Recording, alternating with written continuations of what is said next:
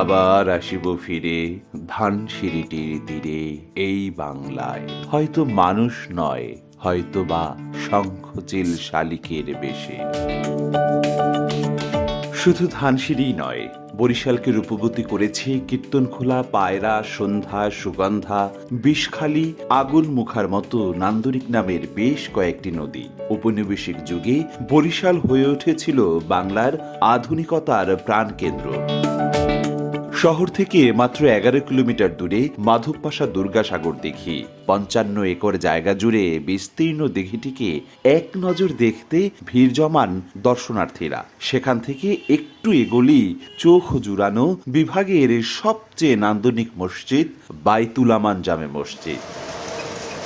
আছে 250 বছরেরও পুরানো গ্রিক স্থাপত্য শৈলীর অনুকরণে স্থাপনা শহরের বগুড়া রোডে অক্সফোর্ড মিশন চার্চ। দেখতে একতলা হলেও উচ্চতা প্রায় 5 তলা ভবনের সমান। শহর থেকে দক্ষিণে মাত্র 10 কিলোমিটার দূরত্বে তালতলি এলাকায় কীর্তনখোলা নদীতে যে স্থায়ী বাঁধ দেয়া হয়েছে তা এখন আরেক দর্শনীয় স্থান। রাস্তাঘাট ভাঙা, সড়কবাতি নাই, তারপরে এই যে রেস্টুরেন্টগুলা মানে অজস্র পরিমাণে রেস্টুরেন্ট হচ্ছে, কোনো নিয়ম শৃঙ্খলা নাই। সরকার যদি এখানে দেখা গেছে আমাদের দিন দিন পর্যটক আসতেছে, যদি আরো ফ্যাসিলিটি বাড়ায়, লোনের ব্যবস্থা করে দেয় বা আরো কিছু সুযোগ সুবিধা করে দেয়, তাহলে দেখা গেছে আমাদের ক্ষেত্রে ভালো হয়। কুয়াকাটা দেশের একমাত্র সমুদ্র সৈকত যেখানে সূর্যোদয় আর সূর্যাস্ত দেখা যায়। এই সৈকতের সঙ্গেই যুক্ত হয়েছে ভ্রমণের আরেক নতুন স্পট চরবিজয়। লাল কাঁকড়া ও পরিযায়ী পাখিদের মিলন মেলায় জায়গাটি মুখরিত থাকে প্রতিটি মুহূর্ত। সৈকত থেকে প্রায় 30 কিলোমিটার দক্ষিণ পূর্ব কোণে বঙ্গোপসাগরের বুকে জেগে ওঠা চরটিতে বাড়ছে পর্যটক। ঢাকা থেকে এসেছি ঘুরতে, আমাদের এখানে এসে অনেক ভালো লাগছে। প্রকৃতি এবং অতিথি পাখি, লাল কাঁকড়া অনেক ভালো লেগেছে। যদি আরেকটু ব্যবস্থাপনা উন্নয়ন করা যায়, যাতায়াত সুবিধা করা যায়, তাহলে হয়তো আরো লোক এখানে আসতে পারবে। দ্বীপ জেলা ভোলা প্রকৃতি প্রেমীদের মন ভুলাবে তার অপরূপ সৌন্দর্যে। জেলার চরকুকরি মুকরিতে প্রতিদিন ভিড় করেন হাজারো প্রকৃতি প্রেমী।